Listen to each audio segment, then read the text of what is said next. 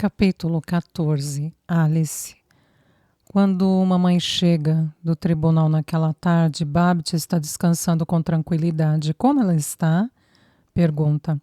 Então, parece que consegue entender pelo menos algumas palavras faladas em polonês, digo.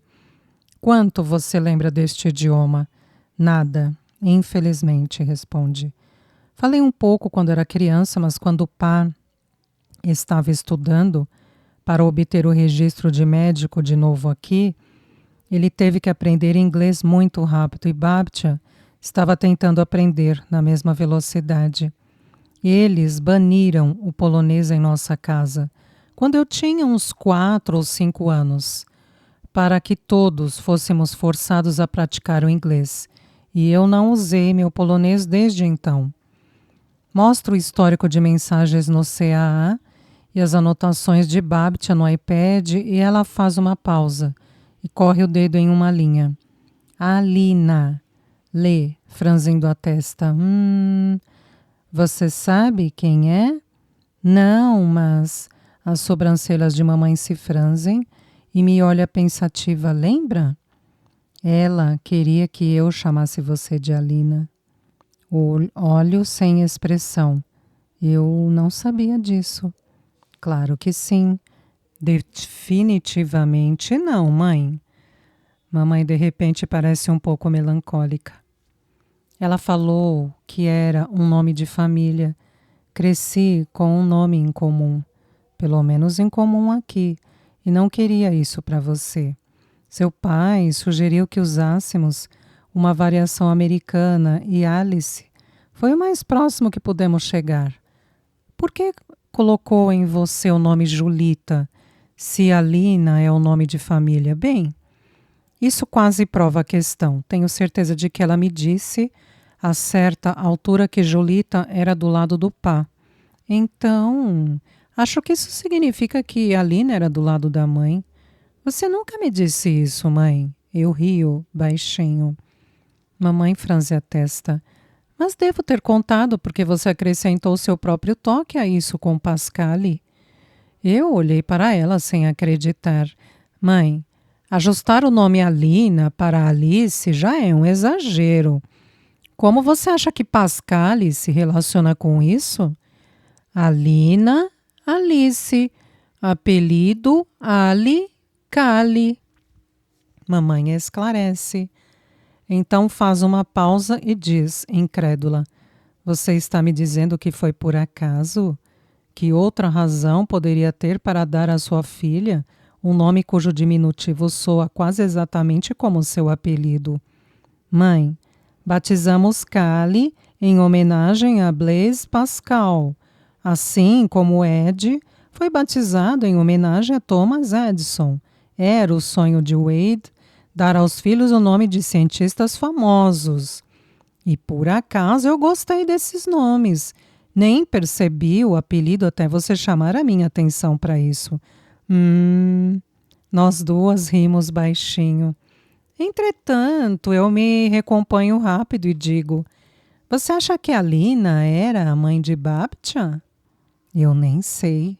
Ela apenas disse que era um nome de família. Mamãe franze a testa e aí olha para o iPad novamente. Diziak. Não é nem um pouco familiar, no entanto. O nome de solteira de Babcia era Wisniewski. Em seguida, pega a carta que Babcia me escreveu e depois examina a mais antiga, aquela que não conseguimos ler. Por fim, mostro o sapato minúsculo e reconhecimento e surpresa transparecem em sua expressão. Esqueci completamente desse sapatinho, murmura. Faz décadas que não vejo. Ela o pega e o aninha na palma da mão com maior cuidado. Era seu? Pergunto. Mamãe encolhe os ombros. Não faço ideia. Provavelmente era o bem mais precioso de pá, além de seu registro no Conselho de Medicina dos Estados Unidos. Ele mantinha isso em uma caixa acolchoada no topo do seu guarda-roupa e quando eu era muito pequena, às vezes ele o tirava de lá e sentava-se em sua poltrona apenas para olhá-lo.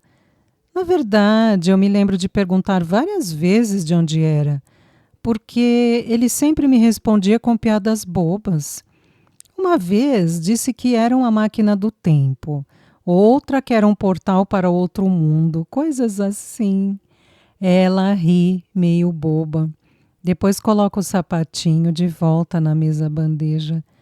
Talvez tenha se cansado das minhas perguntas, porque a certa altura ele parou de tirá-lo da caixa, pelo menos quando eu estava por perto.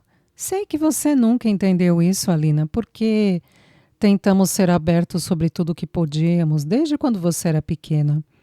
Sexo, morte, Papai Noel. Você sabe como eu tinha por norma lhe dizer a verdade, tanto quanto você aguentava em todas as fases da sua vida. Essa abordagem tinha sido desconfortável às vezes, como quando peguei meus pais em um momento muito embaraçoso e, na manhã seguinte, eles me fizeram sentar e conversaram comigo em uma profundidade dolorosa sobre amor, sexo e intimidade, e porque não havia nada de vergonhoso ou constrangedor sobre o incidente todo. Ironicamente, o momento mais incômodo da minha vida não foi tanto flagrar os corpos nus dos meus pais, mas a longa análise do evento no dia seguinte. Deixando essa conversa em particular de lado, sempre apreciei sua franqueza. Nunca houve um momento em que eu perguntasse para minha mãe sobre algo e ela terminasse a conversa. Apenas não era assim o seu estilo de ser mãe. Bem, você sabe que pai e Babtia tinham uma abordagem muito diferente da vida para todas essas coisas, diz mamãe agora. Havia coisas sobre as quais conversávamos quando eu era criança, claro, mas também havia muitas coisas sobre as quais não falávamos. Meus pais tinham todo um conjunto de lembranças que simplesmente não suportavam enfrentar. Tudo que tivesse a ver com a guerra estava fora dos limites. Mamãe falava muito sobre sua infância, mas papai não conseguia lidar nem com isso. Hesita, de repente, então olha para o corpo adormecido de Babtia. Talvez seja uma teoria maluca, mas às vezes me pergunto se pá, na verdade, era judeu. Olho-a com surpresa. Mas ele sempre ia à missa conosco no Natal e na Páscoa. Sim, mas a Igreja Católica era de fato a paixão de mamãe. Pá nunca foi sem ela. E mesmo quando ia, nunca comungava, e quando se mudaram para o asilo, achei que mamãe o estava levando para uma sinagoga. Perguntei sobre isso algumas vezes, em determinada ocasião cheguei até a pressioná-la, mas ela rejeitou o questionamento e apenas disse que eles estavam passando algum tempo com amigos que por acaso eram judeus. Quer dizer, aquele asilo tem uma grande comunidade judaica, então isso fazia algum sentido, mas ela hesita, depois dá de ombros. Eles deixaram a Polônia no meio do Holocausto e eu me lembro de mamãe me dizendo que ficaram petrificados quando chegaram aqui e perceberam que a América não era o paraíso multicultural que eles pensavam que seria. Veja bem, não tenho ideia do que aconteceu na Polônia, mas e se pá realmente fosse judeu? Bem, você não precisa ser um historiador para saber que teria sido um inferno na Terra. Olho para a Babtia e meu peito aperta quando por um momento tento imaginar meus doces e compassivos avós sobrevivendo na Polônia ocupada pelos nazistas. Pá era o tipo de pessoa que você só encontra raramente na vida. Demasiado inteligente, determinado, mas também humilde e generoso demais. Quanto a Babtia, ela é durona, mas sempre foi muito otimista. E às vezes propensa a acreditar na bondade das pessoas bem rápido. Eu não consigo nem conceber o tipo de resiliência que meus avós tiveram para sobreviver àquela guerra e permanecerem gentis em espírito, da maneira como fizeram. Eles pediram para você levá-los de volta à Polônia? Pergunto em voz baixa. Sim e não, mamãe responde. Papá era inflexível na questão de que nunca mais voltaria. Acho que é por isso que mamãe nem mesmo considerou a ideia até que ele adoeceu. Então, me pediu logo depois que assumi o posto no Tribunal Distrital e não havia como eu tirar férias. Na verdade, o momento não poderia ter sido pior para nenhum de nós.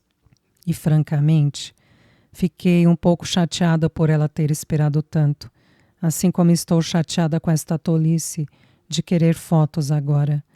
Você sabe tão bem quanto eu, Alice. Seu pai e eu fomos à Europa várias vezes quando você era criança, muito antes de pá adoecer. Por que não me pediu naquela época?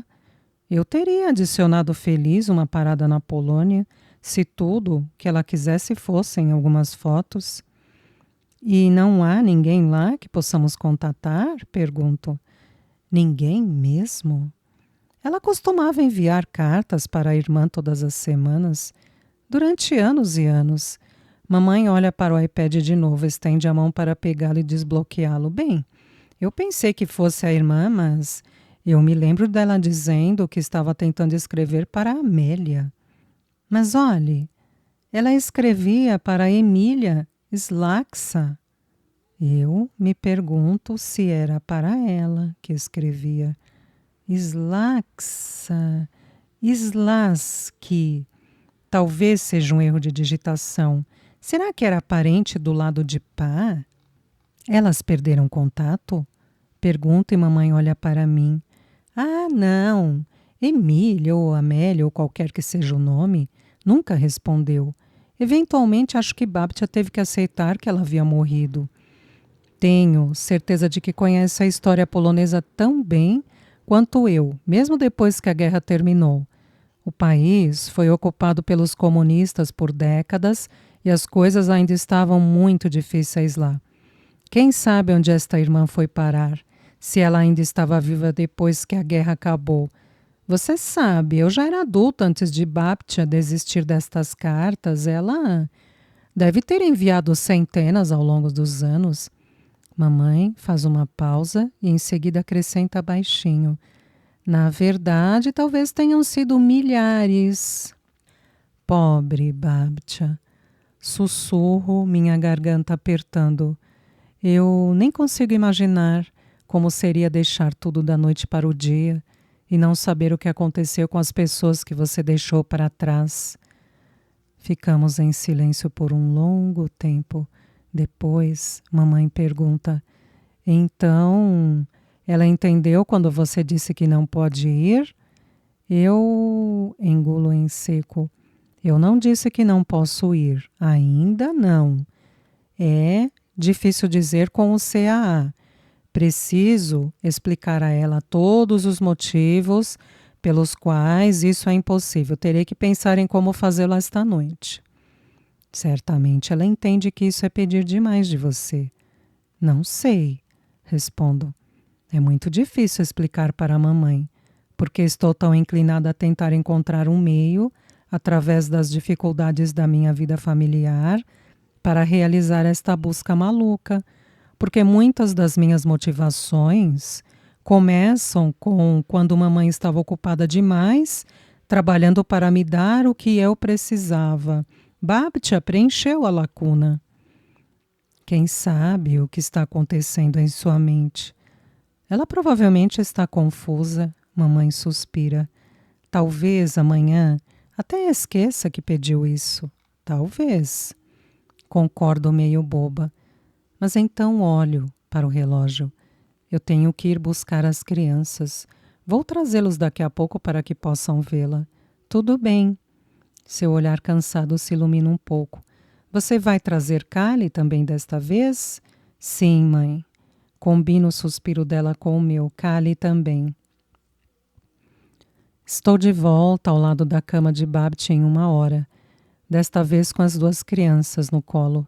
Ed sobe para se aninhar ao lado de Babtia.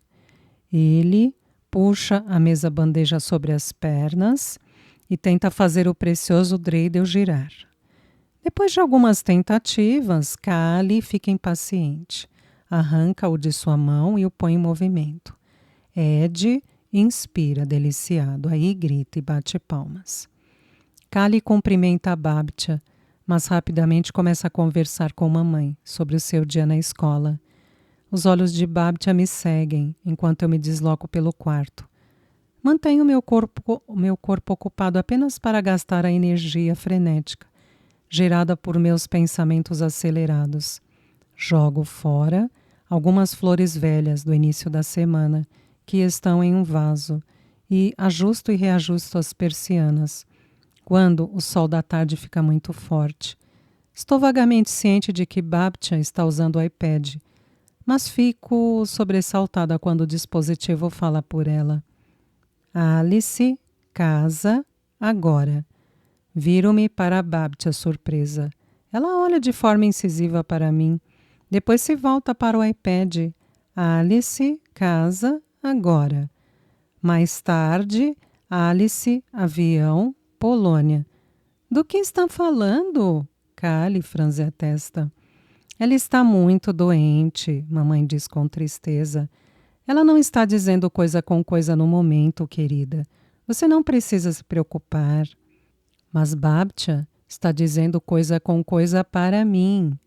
E está ficando cada vez mais claro que não vai desistir. Capítulo 15. Alina. Todos os dias, nas semanas seguintes, Thomas e eu ficávamos sentados na floresta, de mãos dadas ou abraçados, bastante felizes só de estarmos juntos. Nos melhores dias, ele contava uma história para mim.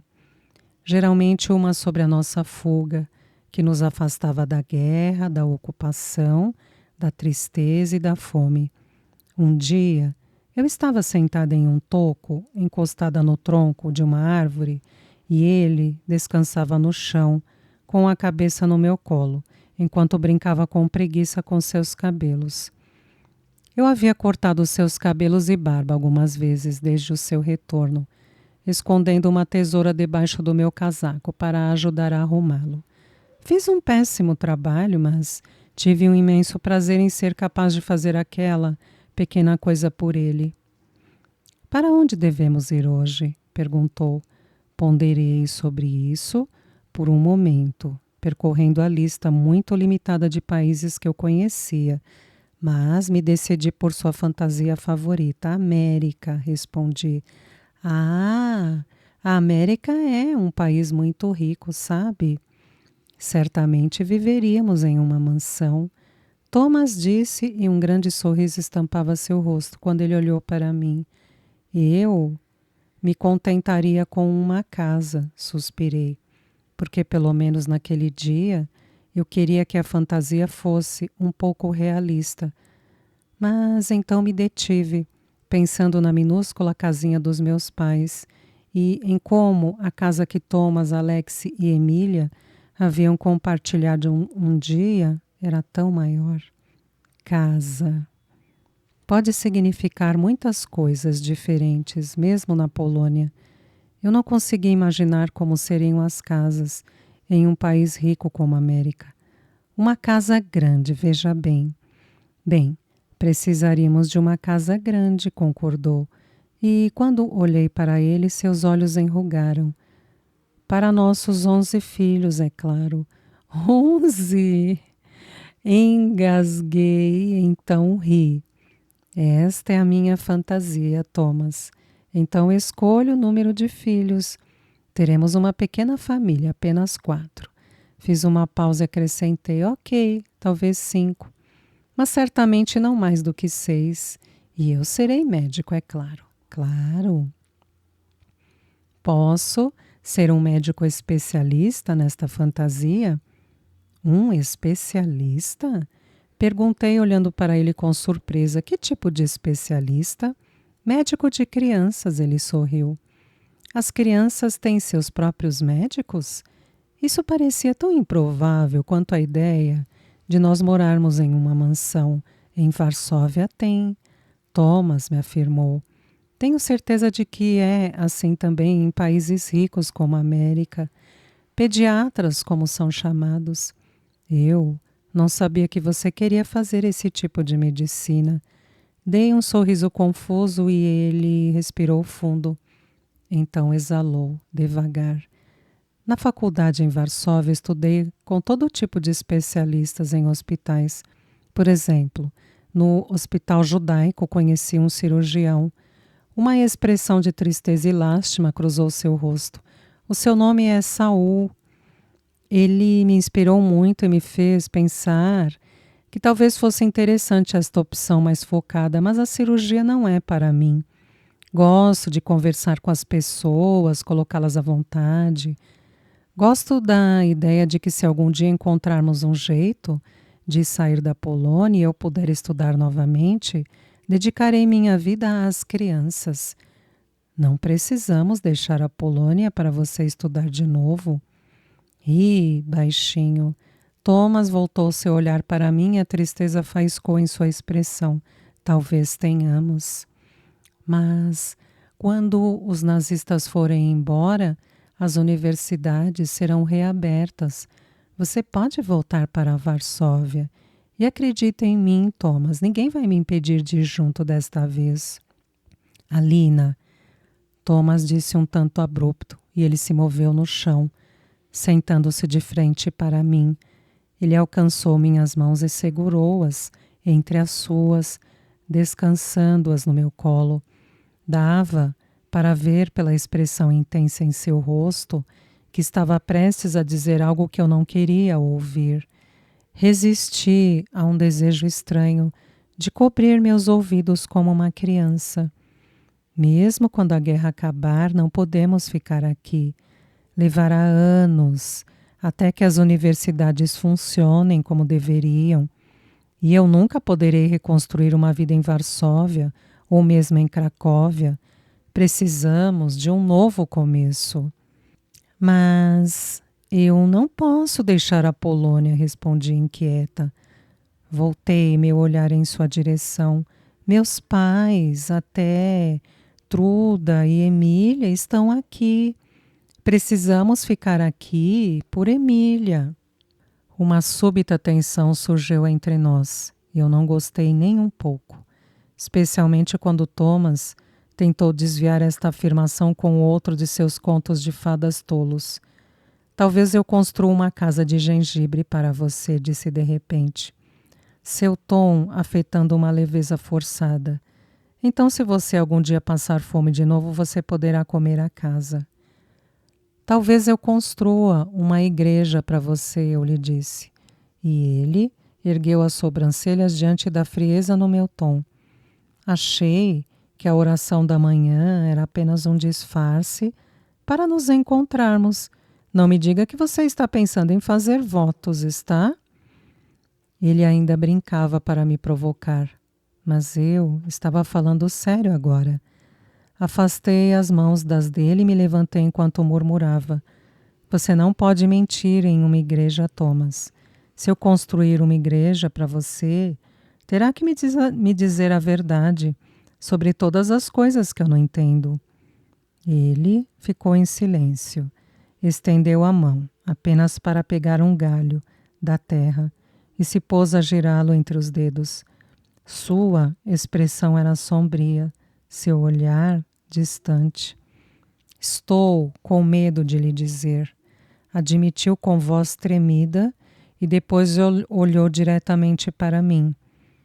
E havia tamanha dor naquele olhar que esqueci que estava com raiva e tomei meu lugar no toco outra vez, só para poder estender a mão e pegar a dele. Vi sombras em sua expressão, como se estivesse rememorando um pesadelo. Mas então ele se sacudiu, olhou para nossas mãos e admitiu: cometi erros terríveis. Estou tentando desfazê-los para que possa ser um homem de honra. Tudo o que eu quero neste mundo é ser um homem digno de uma mulher como você. Eu vou lhe contar, quando for a hora certa, prometo. Mas agora, você sabe o que está em jogo nesta guerra. embora eu tenha certeza de que seus pais ainda a protejam e a tratem como uma criança às vezes. Eles tratam, exclamei com frustração. Eles realmente me tratam como criança. E é por isso que não posso suportar quando faz o mesmo. Não é isso que estou fazendo, argumentou com voz suplicante. E isso é exatamente o que você está fazendo, disse com firmeza. Podia ouvir mamãe me chamando do campo, a exasperação em seu tom. Por isso eu me desvencilhei de Thomas, mas estava relutante em deixá-lo depois da conversa demasiado tensa que acabáramos de ter. Rocei os lábios contra os dele mais uma vez. Thomas, disse com ternura, fale de novo sobre nós. Um sorriso liberou a tensão em suas feições. Estamos destinados a ficar juntos. E ele sussurrou, passando o dedo pela lateral do meu rosto. Fomos feitos um para o outro e tudo o mais no mundo vai ter que se resolver. Porque vamos ficar juntos. Eu amo você. Eu também amo você. Pressionei um último beijo contra os seus lábios, então forcei-me a ficar de pé. Boa noite, Thomas. Eu vejo você pela manhã. Ele permaneceu no chão, mas me deu um sorriso triste enquanto relutantemente soltava os meus dedos. Cada minuto até lá estarei pensando em você. Eu me virei para me afastar, mas parei e olhei para trás, por cima do ombro. Thomas? Sim, Alina? Está na hora, meu amor. É hora de me contar a verdade sobre a sua situação. Ele engoliu em seco, mas depois assentiu. Eu sou forte, e nosso amor é forte. Seja o que for que tenha a me dizer, não mudará nada. Você não pode me prometer isso, Maietzko, sussurrou. Eu posso, disse levantando o queixo. E farei. Amanhã? Ele fechou os olhos enquanto inspirava, mas quando os abriu novamente assentiu com a cabeça. E eu sabia que na próxima vez que o visse, ele me diria a verdade. Eu só esperava estar mesmo pronta para ouvi-la. Encontrei Thomas sentado na clareira no dia seguinte, ao ar livre pela primeira vez desde o nosso encontro. Quando me viu chegando, desviou o olhar, arrependimento e culpa estampados em seu rosto. Eu caminhei em silêncio para sentar ao seu lado, mas ele não se moveu para me tocar. Eu vejo Emília vir com sua nova família aos domingos, murmurou meio distraído. Ficamos sentados por um tempo, ouvindo os sons tranquilos da floresta. Eu subo em uma árvore perto da trilha, só para poder observá-la. Ela está sempre segurando a mão de Truda. Sim, sussurrei. Mateus está sempre atrás delas. Ele fica atento ao perigo enquanto caminha. Dá para ver também que é um bom pai para ela. Ele é. Eu também observei você sentada nos degraus com ela depois do almoço, disse, sorrindo bem suave depois. Vejo que minha irmã ainda fala muito. Ela fala. Que papel é aquele que ela sempre carrega quando os visita? Desenhos, murmurei. Ela desenha para mim e para a mamãe, flores principalmente. Não lhe contei quão escuras aquelas imagens haviam se tornado. Ele parecia já ter muito com que se preocupar, sem saber disso. São muito bons, ela é uma artista e tanto. Garota esperta. Ela está triste com medo, mas é amada. Acrescentou e então olhou, focando em mim. A maioria das crianças judias em Tcherbínia já se foi, Alina. Eu franzi a testa, diante da mudança abrupta no rumo da nossa conversa. Bem, sim, eu sei.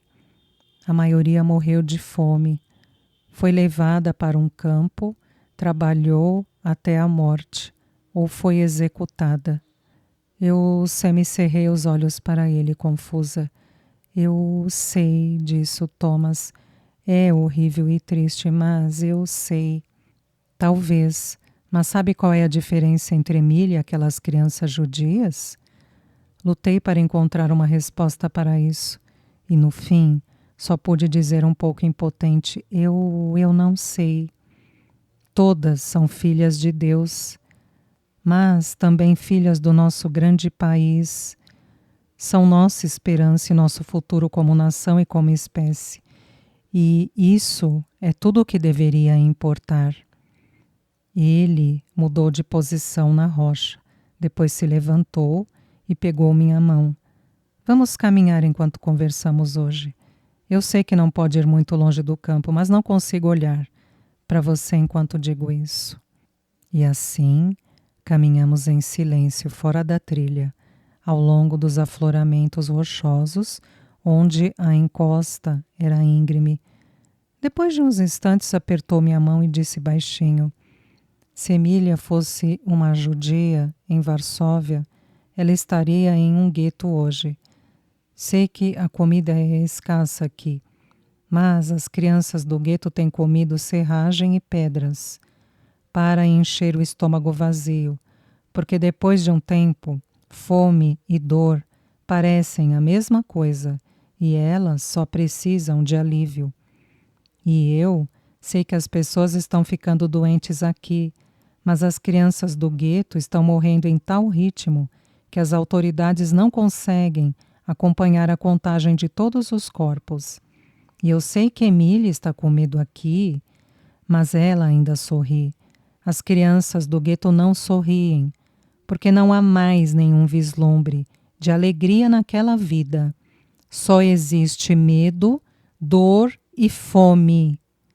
E ele respirou fundo, estremecendo, e então disse com imensa tristeza: Alina, se Emília fosse uma criança judia em Varsóvia, ela estaria naquele gueto e talvez estivesse lá por minha causa. Eu fiquei sem ação. Tentara me preparar para algo vergonhoso, mas fiquei tão horrorizada com aquela declaração que não consegui esconder minha reação. O quê? Minha voz saiu rouca. Eu podia sentir meu rosto se tornando lívido. Thomas também parecia muito mais pálido do que o normal. Ele exalou profundamente e começou a esfregar a nuca. Continuava olhando para mim, como se estivesse tentando descobrir se havia uma forma de evitar ser sincero comigo, mesmo naquele momento, ou talvez estivesse me avaliando para ver se eu conseguiria lidar com a verdade afinal. O silêncio estava se estendendo por muito tempo e eu não aguentava mais um segundo daquilo. Endureci meu olhar e cruzei os braços sobre o peito. Explique-se, sussurrei brava. Ele fechou os olhos e eu levantei a voz. Explique-se, Thomas! Seus olhos se nublaram e em seguida seus ombros se curvaram para a frente. Você se lembra quando disse que queria ser pediatra? Ele sussurrou. Claro, respondi tensa. Eu havia o cirurgião, lembra que eu falei sobre o cirurgião?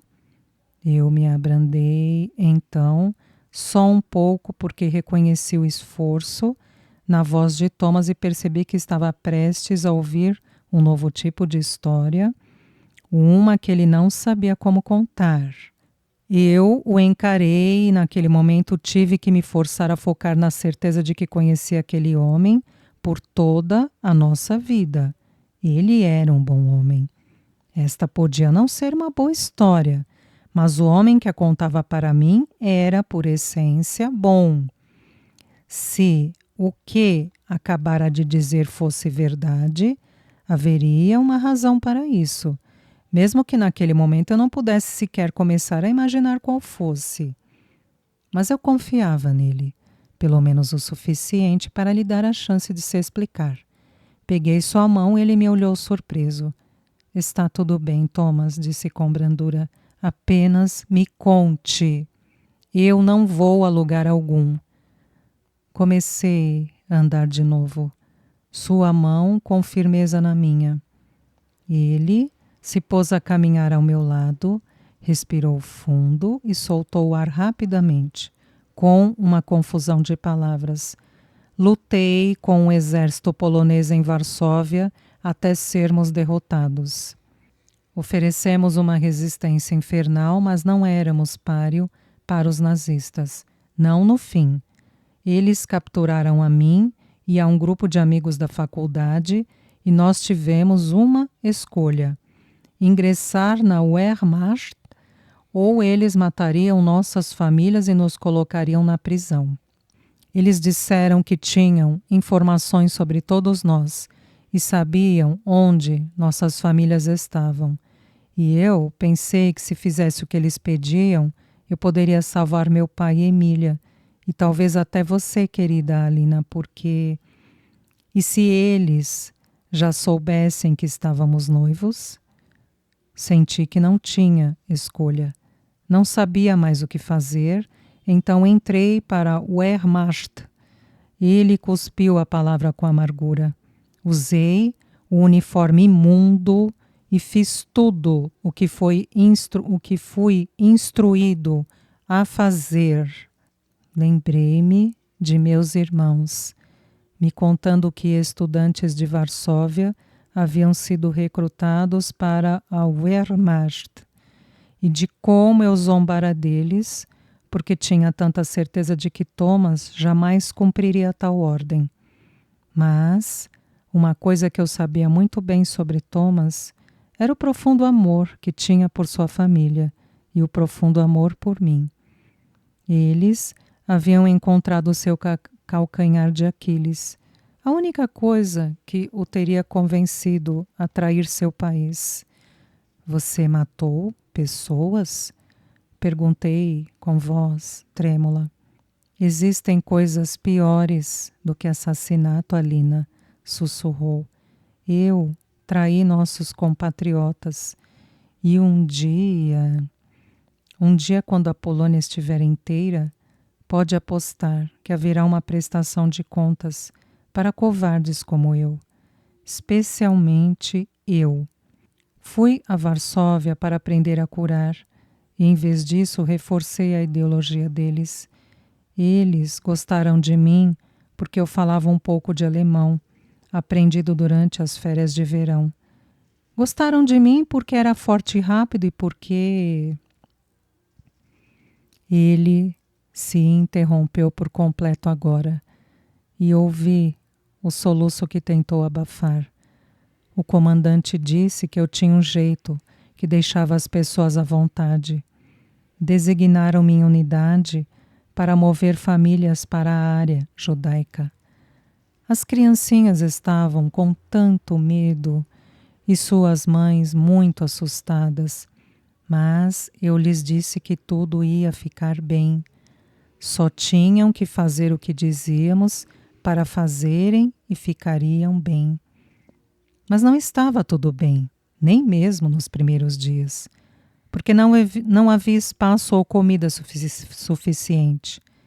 E era apenas uma forma de encurralá-los todos em um só lugar para tornar mais fácil atingi-los. Eles construíram um muro ao redor deste gueto. É um inferno na terra e não há como escapar. E conduzi aquelas crianças para lá e prometi que ficariam bem. Ele não conseguia mais abafar os soluços e eu não conseguia mais suportar ouvir essa história sem abraçá-lo.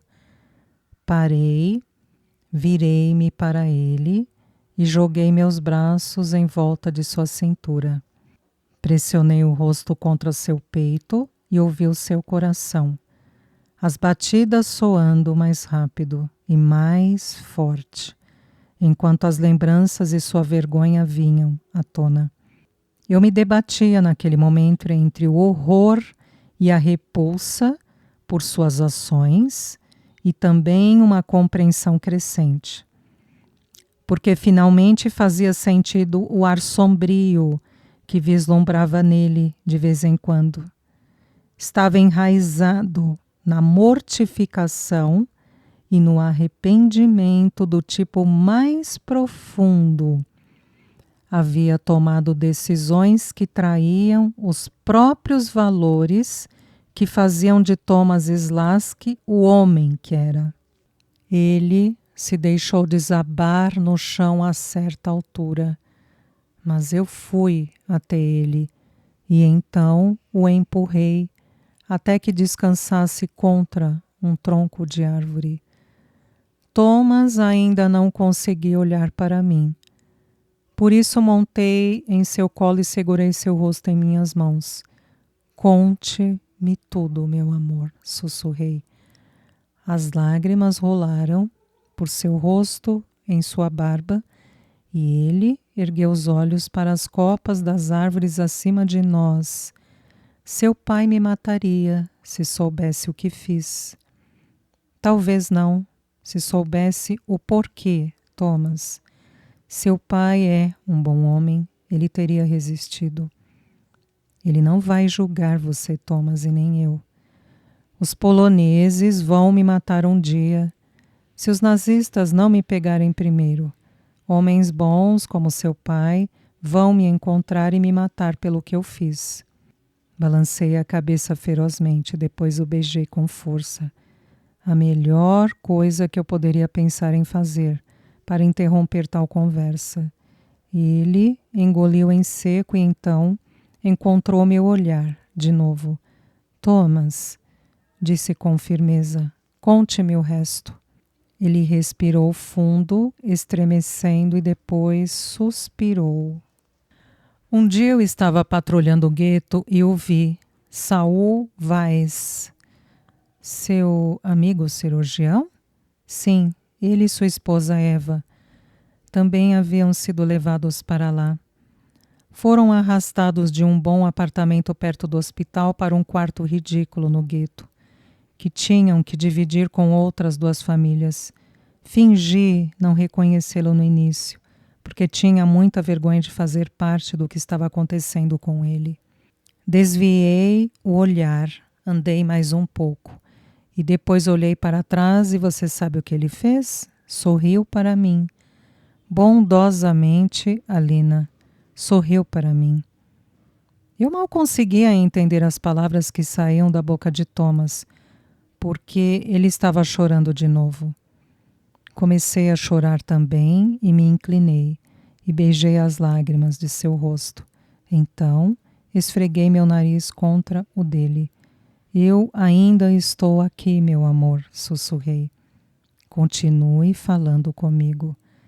Mas ele deveria ter me odiado. Só que se recusou a se rebaixar com ódio. Tínhamos uma história em comum, uma amizade, e mesmo nessas circunstâncias me tratou com ternura. Saul Weiss havia perdido tudo por causa de pessoas como eu. Pessoas que não tiveram coragem de se posicionar e, ainda assim, ele escolheu sorrir. Foi nesse dia que me despedacei por dentro e soube que não aguentaria mais. Como você saiu de Varsóvia? Pelos esgotos, disse. Aí pressionou sua testa contra mim e parou por um momento recompondo-se.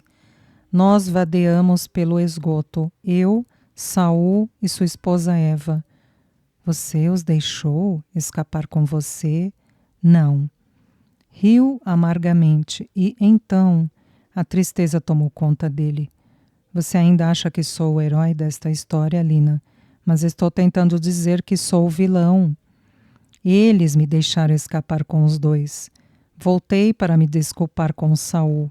Eu o arrastei para a frente de uma loja vazia, porque tinha que fazer meu papel.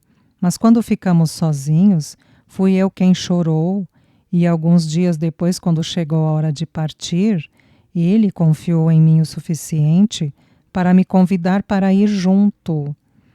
Eles haviam usado todo o dinheiro que lhes restara para pagar um guia que os conduzisse pelos esgotos.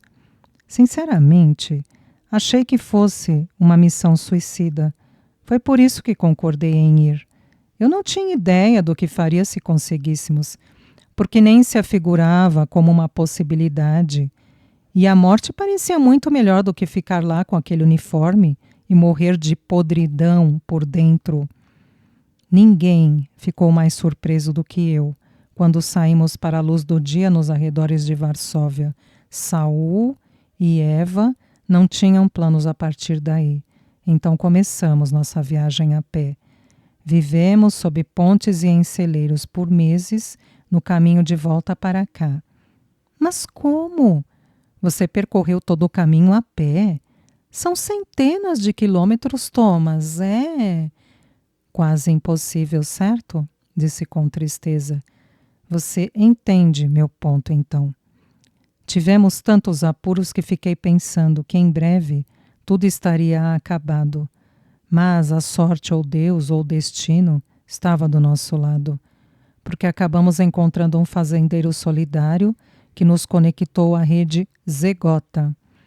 É um conselho clandestino para ajudar os judeus, apoiados pelo governo no exílio. Nunca teríamos sido capazes de sair da área do governo geral sem a ajuda deles. Caímos em um silêncio dolorido por um tempo. Afinal, eu desci para o chão ao lado dele e passei os braços em volta de sua cintura, descansando em seguida a cabeça contra o seu peito. Deixei minha mente evocar imagens de tudo o que ele me disse, até mesmo as partes que não queria imaginar, porque elas eram uma parte de Thomas agora e eu queria saber e entender tudo dele. Depois de um tempo, pigarreou. Você precisa entender, Alina. Saul e Eva salvaram minha vida e assumi a missão de ajudá-los. Eles estão escondidos nas proximidades e até que eu possa retribuir, farei o que puder para ajudá-los a se esconder. Você rouba comidas para eles? Sim, se eu puder encontrar. Eu capturo pássaros às vezes, outras vezes esquilos, roubo dos fazendeiros quando posso, só porque sei que os nazistas acabam levando tudo mesmo. Então, estou na verdade roubando deles. Eu peguei ovos do seu próprio galinheiro, mas só porque você tem tantas galinhas que pensei que não fariam falta, só quando estava realmente desesperado. Senti que tinha que dizer as palavras em voz alta, apenas para deixar tudo às claras. Levei mais alguns minutos para encontrar coragem de pronunciá-las, e mesmo assim eu as sussurrei. Você está ajudando os judeus a se esconderem, é isso? Tenho 3 grupos de amigos escondidos nos arredores de sua fazenda, incluindo Saul e Eva. Muitos outros estão escondidos em casas na cidade e de vez em quando eu também os ajudo. Mas outros que trabalham com o Zegota, em geral, levam comida para eles. Andar às escondidas pela cidade é extremamente perigoso. Tudo o que você acabou de dizer é muitíssimo perigoso, exclamei, afastando-me dele. Você não entende? Os nazistas baixaram um decreto que se ajudar um judeu com um copo d'água que seja, eles matarão você e toda a sua família. Como você pode pensar em não me falar sobre isso? Eu sou sua família, Thomas, Emília também. Você poderia apenas ter se escondido sem eles, isso teria sido muito menos perigoso. Saul e Eva têm um bebê recém-nascido. Thomas me interrompeu, sua expressão repentinamente dura. Eu pisquei, atônita. Um bebê? Sim, Eva deu à luz há algumas semanas. Logo depois de voltarmos para cá, Tikva não pode se alimentar com outra coisa senão o leite de sua mãe. E Eva não pode produzir leite a menos que eu leve comida para ela. Devo deixar o bebê recém-nascido morrer de fome, Alina? Ele sustentou o meu olhar. o sentimento de pura frustração encurtando suas palavras. Saul é um bom homem, muito melhor do que eu, mas é judeu. Então os invasores o fariam morrer de fome como um animal. Ou pior, iriam trancá-lo em um campo e matá-lo de trabalhar. E esse bebê é a bonequinha mais linda que você verá. Ah, mas ela nasceu de pais judeus, por isso, suponho que também mereça morrer.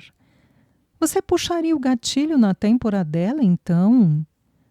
Não diga estas coisas.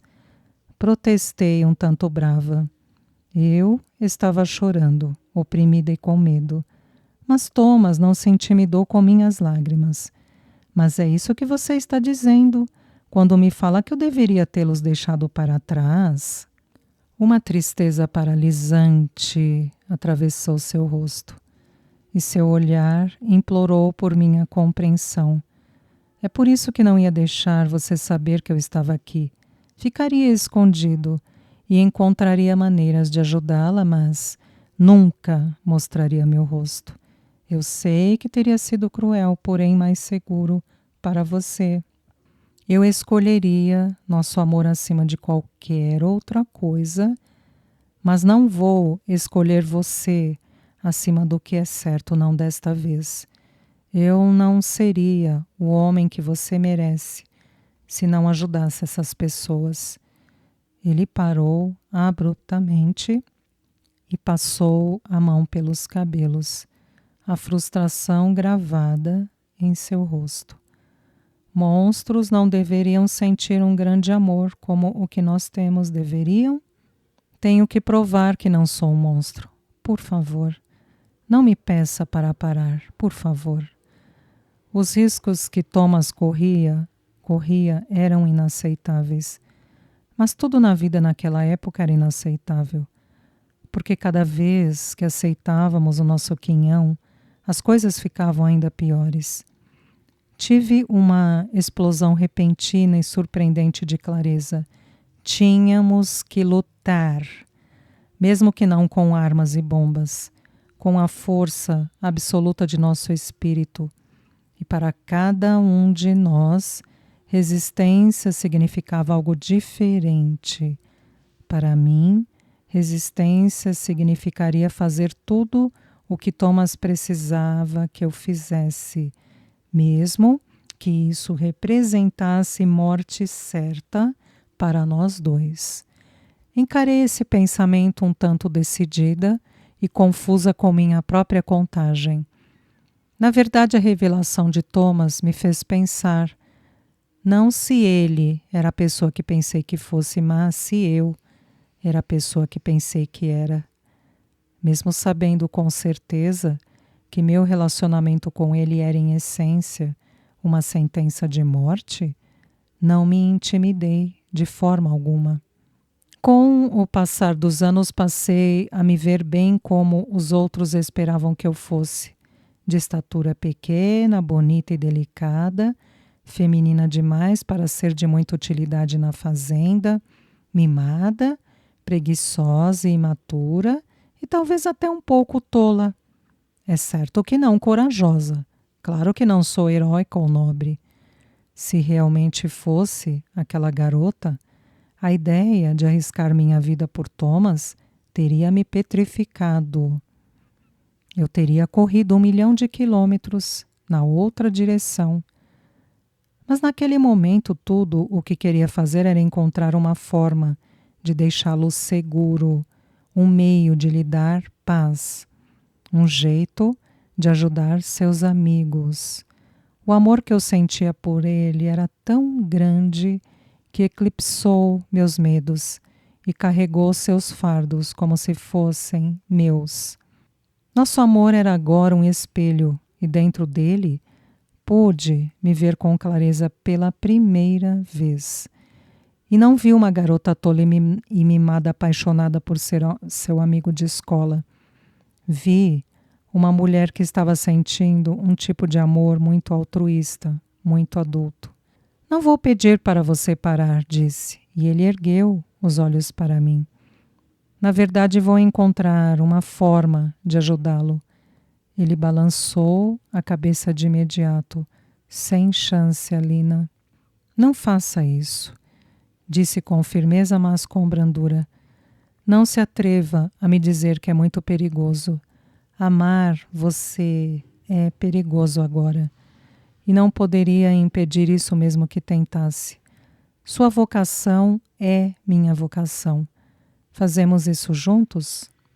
Porque o que sempre me diz, estamos destinados a ficar juntos. Destinados a ficar juntos. Sussurrou, mas seu olhar era sério. Ainda assim, não posso deixar você correr mais riscos do que já está correndo, Alina. Você não me deixa fazer nada, Thomas, disse bem suave e ele me deu um sorriso triste e relutante. Não sei o quanto posso ajudar, mas tenho que tentar.